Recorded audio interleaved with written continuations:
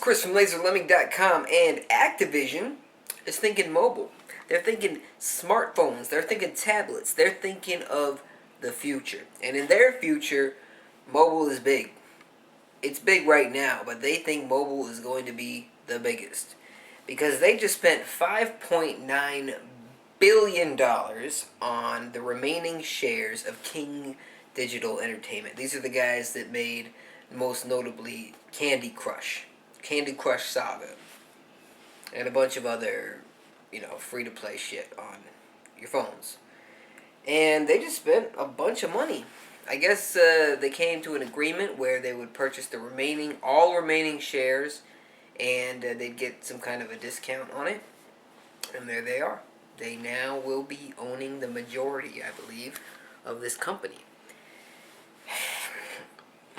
This has implications for you if you are a hardcore gamer, if you consider yourself such a thing, whether you like to think so or not. Activision makes Call of Duty. They publish Destiny. They are officially titled Activision Blizzard, meaning they also own World of Warcraft. All of these games, they range from hardcore to casual hardcore. I don't know what you'd call that. Like Call of Duty, it's not tap your way to win mobile shit, but it's also not the most complex of console games. Also on the PC. But yeah, Activision, they love to sell some Call of Duty. Call of Duty's their big cash cow at the moment. But you don't spend $5.9 billion on something unless you have a plan for it. Microsoft, I think they spent like $2 or $3 billion on Minecraft, and that was a big game. Activision just spent almost $6 billion on a publisher that, honestly, last time I checked, was kind of struggling to find a footing with something new. But I could be talking out of my ass there. Anyway, as somebody that grew up playing games, games that didn't constantly ask you to give them more money just to move on to the next level or get more lives, I'm not a big fan of King's Digital Entertainment or Rovia or any company that really banks on free-to-play games, because my overall experience with free-to-play games has not been positive. Microtransactions suck. They suck. There's not been a way that I find, they haven't been implemented in a way that I find tasteful, outside of maybe Team Fortress 2. But, that game started out as a $60 game. It was designed initially to be a game that you paid for once. So they didn't design it with milking you in mind from the jump.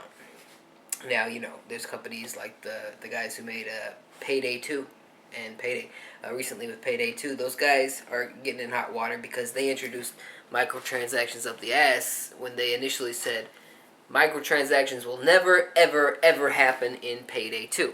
And here they are.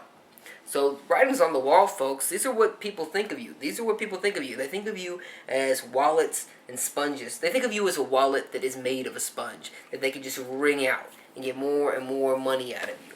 You go to work, absorb a little more money, come home, and they wring it out.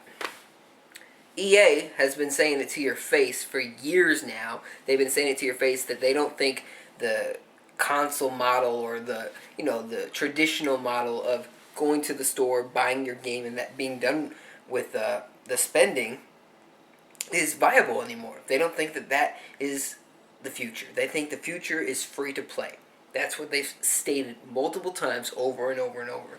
Activision, they've been making lots of money on Call of Duty, and those Call of Duty fucking season passes, $50 a piece, $110 game for so many people. And the people that spend $110 are likely to spend more than that, by buying the deluxe edition and the prestige edition, whatever shit edition they come up with. So Activision's been raking in the money. But they have their own analysts, and their analysts are saying, look, kids these days grow up with one of these in their hands. They grow up with a phone right in their hand. And they're playing. They're just tapping and swiping and playing. Minecraft on their phone, they're playing Candy Crush, they're playing Angry Birds, they're playing Angry Words with friends. It doesn't matter. They're playing on their phone. And so they're saying, look, if you want to be future proof, you need to have a plan. And your plan better include mobile. So, hey, Activision, not resting on their Call of Duty money laurels, decided to buy the majority of King for $6 billion. And there you go. That is a lot of money.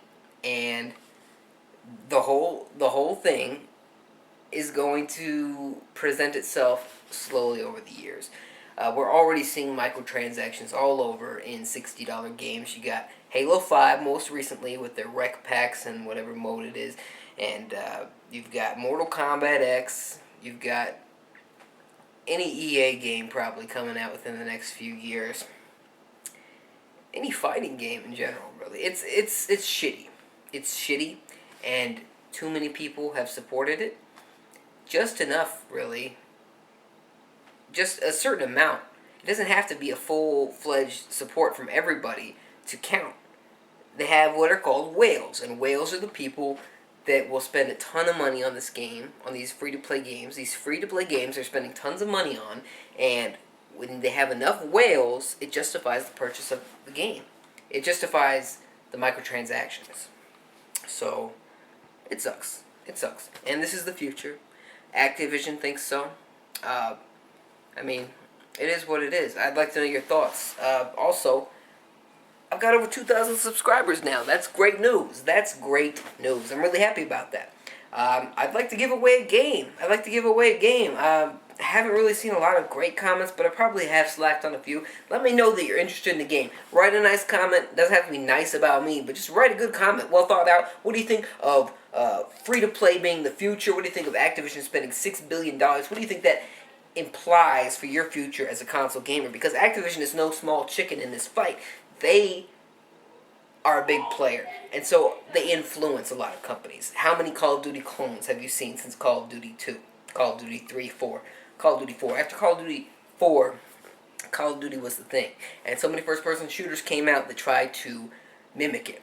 And so if Activision is actively fighting for mobile money, free-to-play money, you gotta imagine that there's a lot more to follow. So, let me hear your thoughts on that. I've got some Steam games to give out, got some 3DS games I can give out, even a couple of Wii U indie titles I can give out as well. So let me know. Thanks very much for watching. I'll see you next time.